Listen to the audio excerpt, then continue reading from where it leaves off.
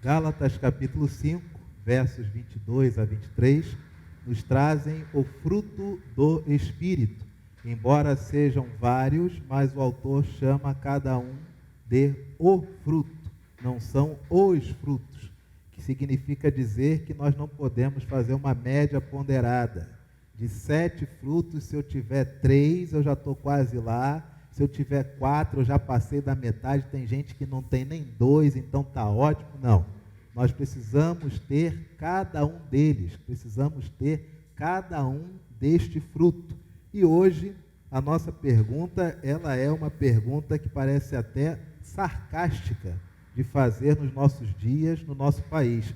Mas a pergunta é simples: vale a pena ser alegre no Brasil?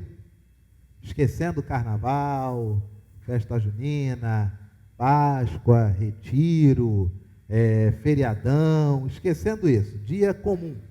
Vale a pena ser alegre no Brasil?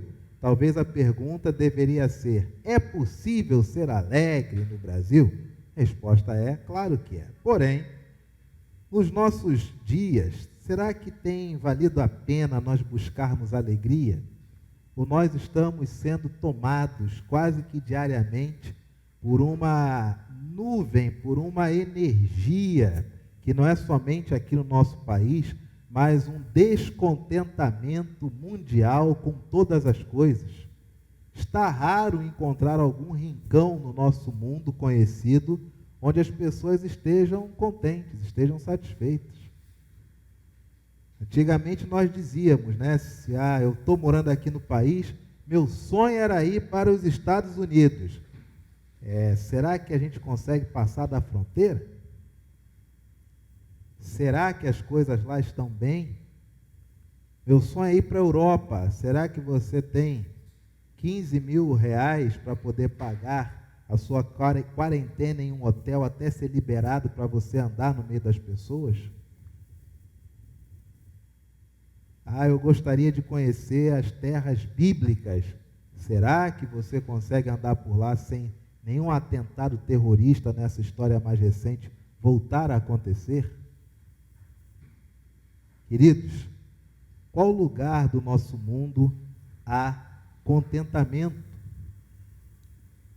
E por que nós estamos tão assolapados dessa energia conflituosa no mundo inteiro? Antigamente, regíamos pelo kit básico. Nós queremos ter segurança, queremos ter emprego, queremos ter saúde, queremos ter educação. Mas parece que os governantes mundiais esqueceram esses itens e tratam de trivialidades que nós, cidadãos comuns, que amanhã vamos acordar cedo, botar o nosso pé na rua para trabalhar, nós não vemos os níveis de discussões mundiais sendo traduzidos para o mendigo que está na nossa porta, sendo traduzidos para as idosas que se encontram abrigadas, por exemplo. Essa semana dei uma passadinha no abrigo, era só para entregar um documento lá para Irene, aí pedi para a moça: olha, 5 minutinhos só, a gente fica à distância só para dar um oi para a vovó, a família está toda aqui, é coisa rápida. Claro, permitiram. Vovó Irene ficou à distância, nós do outro lado, e fomos dar o oi. Ela falou: pastor, ore por mim, eu estou me desestruturando, porque as notícias na TV são terríveis, e eu não tenho saído da rua para ver as pessoas que eu amo. Mas ela, com 88, tem esse nível de sobriedade. E nós? Será que nós percebemos essa desestruturação no nosso comportamento? Ou não temos tempo, porque afinal de contas, nós temos que trabalhar, nós temos que continuar vivendo? Alegria, no grego, xará. Fulano é meu xará, fulano é minha alegria. Xará significa júbilo, alegria, prazer, contentamento, satisfação. Queridos, vocês sabem quais são os vilões, os ladrões da alegria? Você já parou para refletir que, aliás, vamos pensar um pouquinho, né? Nós temos tempo? Temos tempo. Reflete um pouquinho aí. Você concorda que já houve um tempo em que você foi mais alegre? Isso só você pode responder. E claro, se você for casado ou casada, alguém mais pode responder. Você pode responder, o seu cônjuge ele tem plena certeza, ele está certo. Já houve o tempo que você foi mais alegre? Que o riso lhe era mais espontâneo? Que fazer as coisas lhe era mais natural? O que aconteceu que você perdeu essa alegria? O que veio acontecer que você embruteceu suas percepções? O que aconteceu que você passou a olhar de forma mais desconfiada as coisas? O que aconteceu que aquilo que é dito nunca é de fato o que é dito, mas na verdade tem sempre 4 ou 5 interpretações ou camadas de sugestões que o outro está lhe falando? No resumo, você acha que as pessoas vivem a lhe fazer pegadinhas sem graça. O que aconteceu? Que antigamente você pegava a sua Bíblia para ler e isso lhe era uma alegria. E agora passou de uns tempos para cá a ser até um exercício burocrático, porque afinal de contas o texto não bate com o que nós estamos vivendo. Aconteceu alguma coisa? Você consegue ter honestidade em si mesmo para buscar na sua história o que roubou a sua alegria? Você antes tinha alegria de chegar em casa. Você antes tinha alegria de brincar com seus filhos. Você antes tinha alegria de beijar seu pai, beijar sua mãe. Você antes tinha alegria de voltar para casa trazendo sempre um mimo, uma compra, um brinquedo, alguma coisa para as pessoas que lhe eram queridas. Você antes tinha uma alegria de chegar na igreja. Ah, meu amigo, ninguém me segura que hoje é sexta, domingo é domingo, eu estou lá, tô que tô. Mas de uns tempos para cá, não tem alegria para chegar em casa, não tem alegria para sair de casa. Não tem alegria para andar na rua, não tem alegria para chegar em um comércio, não tem alegria porque é sexta-feira, não tem alegria porque é domingo. O que foi que houve? A vovó Irene, com 88 anos, ela pôde dizer: eu estou me sentindo desestruturada, porque eu só vejo mais notícias. E eu não tenho condições de sair e encontrar as pessoas que me são queridas. Mas nós temos essa sobriedade de refletir sobre o momento da nossa vida? Os ladrões da alegria que nos impedem de ter contentamento, de ter satisfação. Contentamento é a sensação, é a saciedade com que se tem. Eu estou alegre porque eu estou aqui neste lugar. Ai, que cheiro bom de madeira, isso me traz alegria, isso me dá contentamento, que bom estar aqui. O sol abriu, que coisa boa, que bênção que é o sol.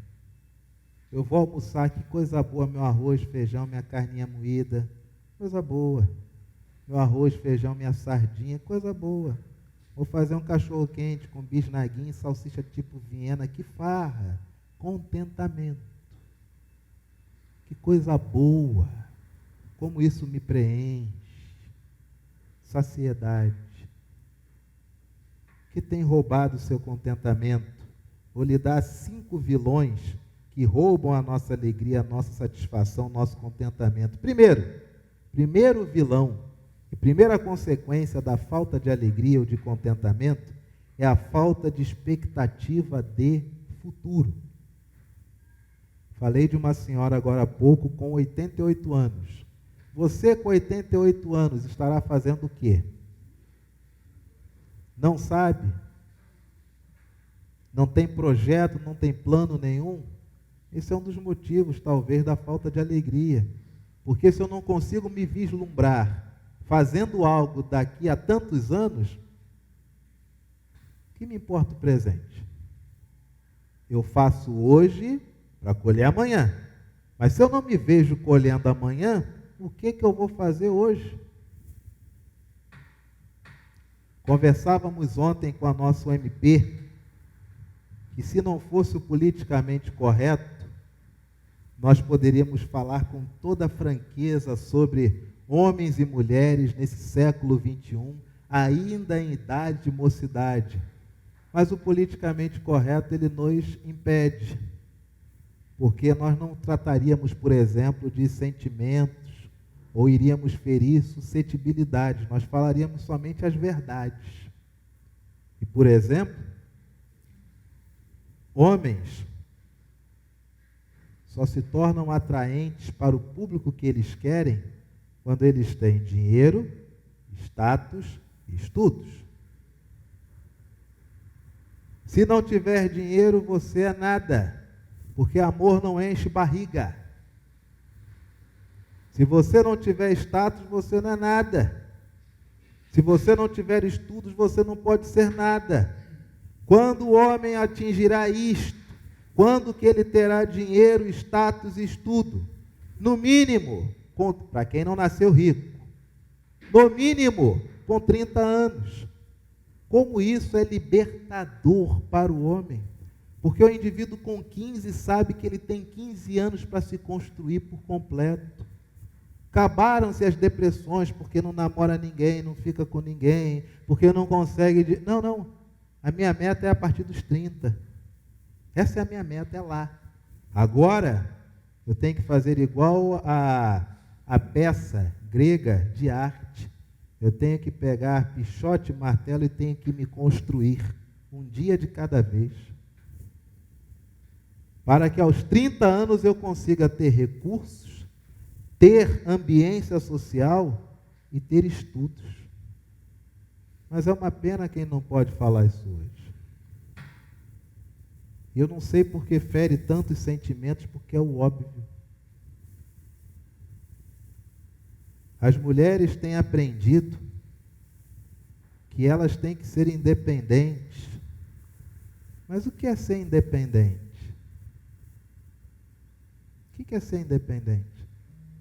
Nem se morasse sozinha seria independente, nem se morasse no mato seria independente, porque depende que o coco caia para tomar água do coco, depende que haja um coqueiro para se retirar o coco. O que é ser independente? Tantas meninas que poderiam definir suas vidas aos 18, 19. Mas sabe o que é mais triste?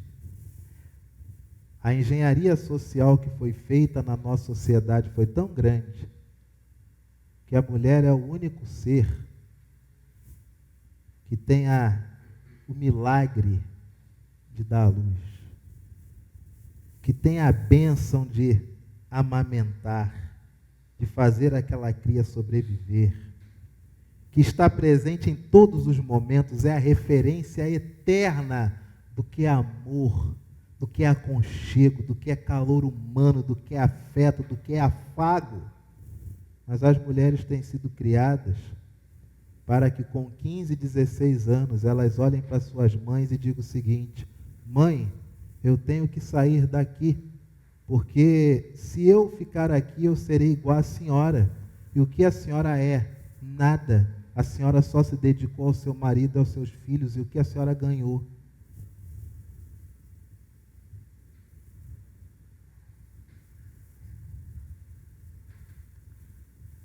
Eu não sou mulher. Eu não consigo imaginar o que é uma mulher, uma mãe, ouvir isso de uma filha. Que ela carregou por 9 meses, que ela rompeu a madre para que esse ser viesse ao mundo, que ela amamentou por um período mínimo de 6 meses até 2 anos e algum pouquinho, que ela ensinou tudo, e esse ser vira para ela e diz: eu não quero ser igual a você. E sabe o que é pior? É a mãe dizer: você está certa, minha filha. Não vale a pena ser igual sua mãe.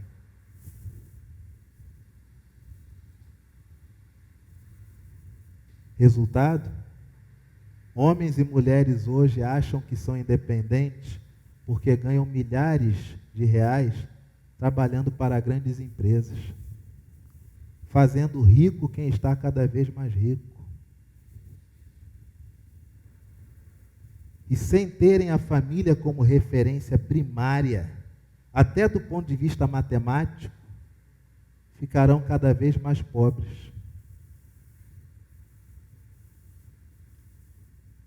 Se você olhar para os judeus, você verá que não importa tempos ou épocas, eles sempre farão mais filhos, sempre concentrarão a sua renda entre a família, sempre será tratado como patrimônio da família, e a família sempre buscará angariar mais patrimônios. Mas nós temos a petulância de dizer: pai, se eu não seguir meu sonho, eu vou terminar minha vida igual ao Senhor. E o que o Senhor é?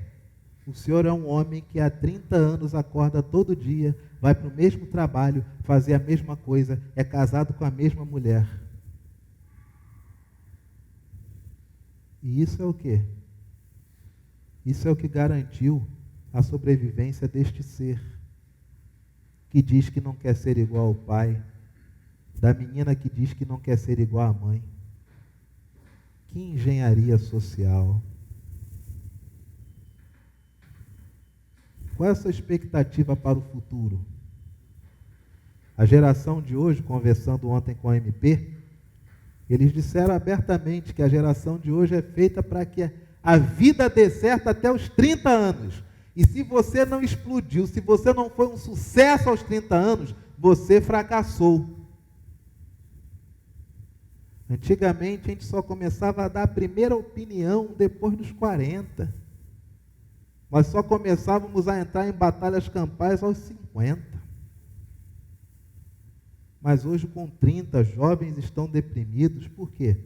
Porque eles sentem que não aconteceram. Eles não têm seguidores no Instagram, eles não têm relevância social, não são escritas matérias sobre eles, mas não percebem o óbvio. Dinheiro, zero. Condições de ter dinheiro de forma digna e honesta, se não nasceu rico, quase zero. Quem hoje consegue trabalhar e juntar dinheiro para comprar uma casa, gente? Quem? Se lembra antigamente que você entrava para trabalhar e aí você recebia lá um cargo, chegava no local, mandavam você fazer alguma coisa, sabe o que você dizia para o cara do lado? Fulano, eu estou aqui, mas não sei fazer nada. Eu assumi esse emprego que eu estou precisando muito. O que fulano fazia? Então junta aqui comigo que eu vou te passando o serviço, você vai aprendendo. E o indivíduo entrava como contínuo em uma empresa e subia. Não era assim? Hoje, alguém consegue entrar em um emprego sem saber fazer alguma coisa? Hoje, parte dos jovens nem querem mais estudo acadêmico formal. Por quê? Porque as empresas algumas não estão ligando tanto para o diploma. Eles passam a tarefa, se você souber fazer, você está contratado. O que tem roubado a sua alegria? Será que é a falta de expectativa de futuro? Você já se viu aos 88 anos onde é que você vai estar? Você tem previsão? Segundo, a consequência da falta de contentamento, ou ladrão da nossa alegria, falta de valores ou propósitos. Para você vale tudo. Vale mentir, vale ser canalha. Entrega o produto da discórdia, da fofoca, da intriga, glorificando a Deus porque foi assim que Deus quis. Quais são seus propósitos? Você trabalha para quê? Você trabalha para ter paz? Ou você trabalha para conseguir dinheiro? Terceiro ladrão do contentamento ou da falta da alegria, a desordem. E aí vem a pergunta simples: amigo, Como é que está a sua vida? Está tudo em ordem?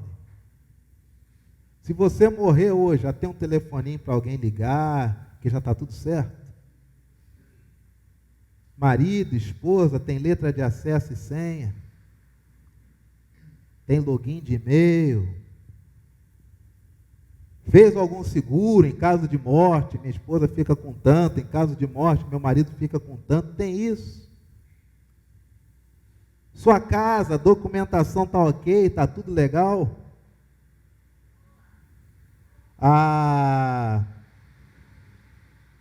Está tudo em ordem na sua vida? Ou esse é um assunto que você não gosta nem de tocar, porque afinal de contas está uma bagunça.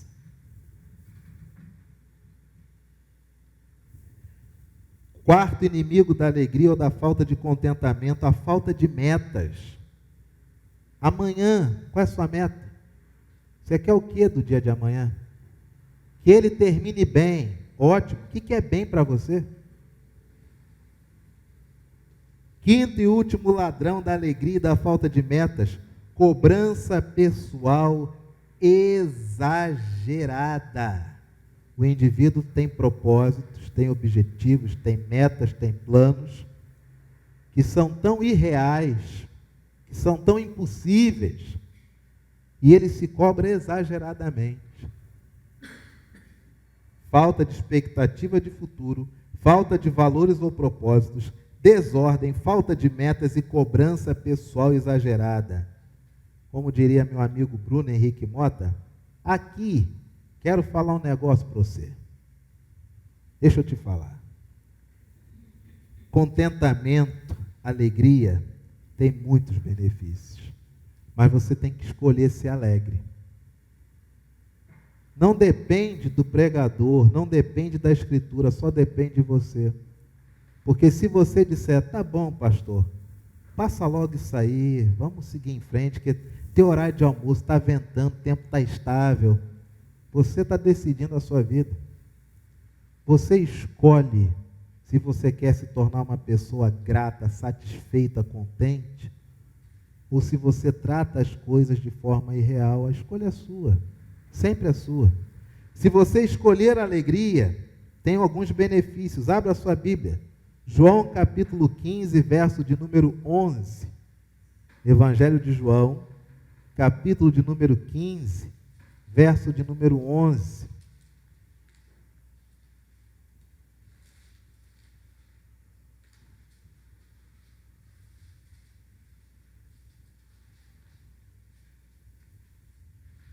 Onde que há restauração da minha alegria? Quais são os benefícios da alegria? Primeiro, quando eu decido viver de forma alegre e contente, quando eu decido me contentar com aquilo que eu tenho, há alegria em mim ao ler a palavra. João capítulo 15, verso de número 11. Tenho-vos dito estas coisas para que o meu gozo esteja em vós e o vosso gozo, a vossa alegria seja... O que Jesus fala é para que a alegria dele esteja em nós e para que a nossa alegria seja o quê? Sabe o que muitas vezes falta para nós nos alegrarmos? Falta isso aqui, gente. Palavra. Nem sempre você lê a Bíblia. Às vezes você ouve sermão e abre a Bíblia, é diferente. Você às vezes não sabe o que está escrito no texto, você sabe o que o pastor pregou. Abra a sua Bíblia, leia a sua Bíblia, medite na sua Bíblia. Mateus, Marcos, Lucas, João, Mateus, Marcos, Lucas, João. Terminou os evangelhos, vai para os livros menorzinhos. 1ª, 2ª, 3ª João, Judas, Tiago. 1ª, 2ª, 3ª João, Judas e Tiago. Terminou, vai para as cartas paulinas. Romanos, Coríntios, Gálatas, Efésios, vai para elas. Terminou, leia Apocalipse. Leu Apocalipse, ficou balançado, leia Mateus, Marcos, Lucas, João. Entendeu o coração de Jesus para o ser humano? Aí leia o Antigo Testamento. Que aí você vai ver que no Antigo Testamento já estava tudo lá. Mas você só entende o Antigo Testamento se você tiver na sua mente o coração do Novo Testamento. Sem o Novo Testamento, o que é o Antigo Testamento? Barbaridade, matança, a feitiçaria, é sangue de cordeiro na porta. Com o Novo Testamento, o que é o Antigo Testamento? Está tudo ali. Abel tipifica Cristo, o cordeiro tipifica Cristo, o sangue na porta é o sangue de Cristo que nos protege, nos perdoa os nossos pecados. Está tudo ali. Está tudo ali já. E digo mais, se você terminasse de ler Gênesis e fosse direto para Mateus, tendo o Novo Testamento na sua cabeça, você ia achar que Gênesis é uma continuação dos Evangelhos, porque está tudo ali. Alegria, muitas vezes nos falta, porque a palavra do Senhor é que nos deixa com uma alegria completa. Cuidado, quando você equipara as Escrituras a qualquer outro livro de algum outro sábio, um grande filósofo. São filósofos maravilhosos, mas, amigo, não se compara com o Espírito da verdade. Segundo benefício do contentamento, abra sua Bíblia, João capítulo 16, verso de número 22. João capítulo de número 16, verso de número 22.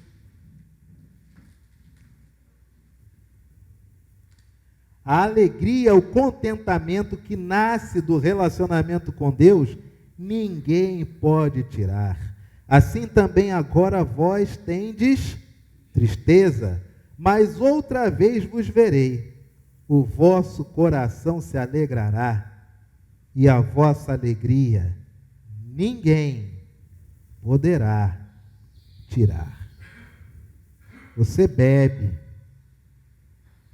no dia seguinte, só tem uma conta para pagar. Só isso.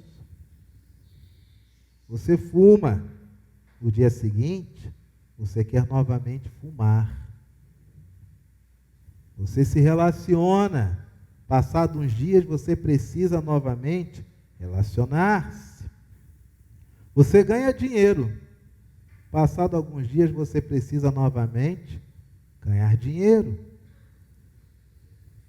Mas a alegria que vem do Senhor é uma alegria que Ele próprio diz, ninguém pode tirar.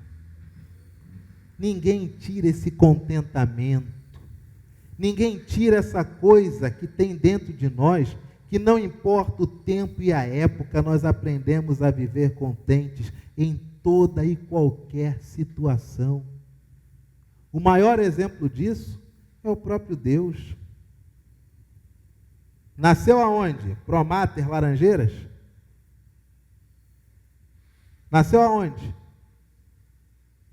Albert Einstein? Onde que Jesus nasceu? No estábulo. Está tudo certo. O importante é estar do lado de fora. O importante é encarnar. Com 2 anos, lembra da festa que fizeram para Jesus? Que Deus celebrou 2 aninhos e Deus era peraltinha, ciumento de mãe para Dedéu. Se lembra a festa? Não teve, mas mataram todas as crianças de 2 anos para baixo. O que Deus tem que fazer? Tem que ser carregado no colo. E ele diz, está tudo certo, o importante é que eu sobrevivi. Reaparece aos 12, e no meio dos doutores recebe uma carraspana de seus pais. E o que ele diz? Tem problema nenhum, está tudo certo, eu volto para casa. Ressurge aos 30, e a Bíblia diz que todo sábado, como era seu costume, ia até a sinagoga, e ouvia pregações de mestres, que diziam que Deus havia lhe falado ao coração, e ele lá atrás dizia, mas não falei isso para ele não, eu não fui. E todo sábado você vai à sinagoga, Deus? Vou porque está tudo certo. Está maravilhoso ter perna aqui, ó. Olha os dedos. Impressionante como eu criei direitinho, rapaz. As articulações, sanguinho escorrendo. No futuro vai ser possível tirar sangue, mas agora eles não sabem. É muito bom isso aqui. Que bacana. Vamos embora. No primeiro sermão, na sinagoga, levam-no até o penhasco para o matar, mas a briga entre os grupos era tão grande que ele diz, Bom, então está tudo certo, né? Vou sair de fininho. E ele chama os discípulos, convive com esses homens, a sua realeza, a sua natureza divina, lhe é tão natural que ele, estando em um monte, transfigura-se e aparece conversando com Elias e Moisés. E os seus discípulos, quando olham aquilo, dizem: zeramos a vida, não há mais objetivo na vida, é ficar aqui nesse monte para sempre. E o que Deus diz? Vocês não viram nada, vamos lá para baixo, o povo está lá embaixo. Ele é traído, é preso, é levado a um julgamento falso, inválido, de acordo com a própria lei. E quando lhe perguntam o que ele diz? Você não teria autoridade se meu pai não tivesse lhe dado. Próximo de sua morte, já quase esfacelando-se em sangue, um ladrão, um mercenário, um vagabundo, um canalha, diz para ele: Senhor, lembra-te de mim quando vieres no teu reino. E ele mesmo diz: hoje mesmo tu estarás comigo no paraíso. Permanece morto por 3 dias, e a Bíblia diz que vai ao Hades proclamar àqueles que estão em prisão a vitória sobre a morte. No domingo, ressuscita, com um rosto tão diferente que ninguém mais o reconhece. Por que diferente? Porque é um corpo que é eterno. Não tem marcas do tempo, não dá para dizer, ó, tem 15, tem 20, tem 40, tem 80, não dá. Não tem o peso da gravidade sobre ele. É material porque pode alimentar-se, mas é imaterial porque atravessa paredes e pode estar em qualquer lugar. Como é que se reconhece alguém assim? Um corpo que não tem a pressão das veias do sangue sendo bombeado para esse corpo, porque não tem mais nada disso. É óbvio que não dá para reconhecer. Qual de nós conseguiria reconhecer um corpo desse? Mas toda vez que ele age, que ele fala, as pessoas dizem: é ele. E ele some. E quando ele se reencontra com os discípulos achando que vão receber a maior das exortações, porque o traíram. Mas quando eles chegam da pesca do mar de Tiberíades, já está ali, a fogueira pronta, porque Jesus, mesmo com um corpo novo, ressuscitado, eterno, não fazendo parte mais desse corpo, as configurações de um corpo humano, biológico, ele continua gostando da comunhão com comida. E quando eles terminam de comer, ele se encontra com Pedro. E Pedro está preparado para receber a sentença de que vai morrer, que vai para o inferno. Ele olha para Pedro e diz: Pedro, você me ama? Então, Pedro, apacenta as minhas ovelhas. Só consegue agir assim quem tem contentamento. Só consegue agir assim quem acha: Deus é testemunha, se Deus viu e Ele é meu Pai, está tudo certo. Só consegue agir assim quem tem a Escritura como referência de alegria, e quem sabe que a alegria que vem do Senhor ninguém pode tirar. Ninguém tirou o contentamento dele, ao ponto dele dizer: a minha vida ninguém tira de mim, sou eu que dou. Terceira e último benefício da alegria. Abra sua Bíblia no Salmo 51, verso de número 12. Salmo 51, verso de número 12. Pastor, não sei o que fazer quando tiver 88 anos, não tenho previsão. Leio a Bíblia, mas sinceramente eu acho que eu não entendo nada. Pastor, sinceramente a minha vida vai de mal a pior. Eu me sinto sendo tragado pelo bueiro da existência. E pastor, eu sou tão pessimista que eu acho que nada vai melhorar. nenhuma porta vai se abrir. O Brasil está afundado em desgraça. O Reino Unido e a Europa estão acabados. O Oriente, tadinho, o Egito é aquele lodo. Os Estados Unidos, esses sim, podem até, tadinho, se lascar um pouquinho, que são muito presunçosos. Pastor, nada vai dar certo, pastor. O senhor está falando de alegria, pastor. Atualiza seu discurso, pastor. Salmo 51, verso de número 12. Se você se deixou vencer pelo pessimismo, que é uma das piores pragas que acabam com o ser humano,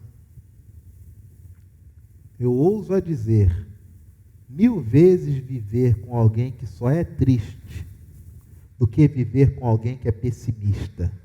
Porque o pessimismo, ele drena a tua energia, meu amigo. O pessimismo, ele aterra a sua vitalidade. O dia todo você ouvindo, mas nada vai melhorar, não há nada de bom, não tem nada que preste. Até o teu cabelo, ele resseca por causa do pessimismo. De tamanha desgraça que é o pessimismo. Tristeza é parte da vida. Pessimismo é praga, é erva daninha, é lobo roubador. Ele não te mata, não. Lobo roubador não é lobo matador. Lobo roubador, ele tira a comida que era sua, e ele está do seu lado, tendo prazer em ver você definhar. Eis o pessimista. O objetivo do pessimista é, um dia eu conseguirei que ele seja tão triste, tão pessimista quanto eu. Pode não ser hoje, pode não ser amanhã, mas daqui a 3 anos, 5 anos, vai estar seco que nem eu estou. Fuja do pessimista. É para fugir mesmo. Ah, pastor, sinceramente, nada vai dar certo. Mas cadê o pastor? Já fui, amigo. Tem mais o que fazer. Tem mulher para amar, tem filha para criar, tem mãe para olhar de vez em quando. Tem mais o que fazer. Tem tempo não. Mas, pastor, a vida, infelizmente, só nos traz desgraça. Pastor, já fui. Já meti o pé, já cantei pneu. Ou se você quiser ser bíblico, já me retirei dali. A palavra do Senhor diz, se você foi assolapado por essa praga, que é o pessimismo, Salmo 51, verso de número 12, alegria, contentamento, só Deus pode restaurar. Restitui-me a alegria da tua salvação e sustenta-me com o espírito voluntário. Restitui-me, me devolve, traz novamente para mim, me faz viver novamente a alegria, que é saber que em ti eu me encontro e em ti tudo está consumado. Só Deus pode restaurar a alegria. Se nessa manhã você saiu da sua casa triste, arrebentado, acabado, repleto de más notícias, eu quero convidar você a curvar a sua cabeça e a fechar os seus olhos, e você vai orar. E você vai pedir ao teu Pai, Pai, me devolve a alegria que vem com a tua salvação.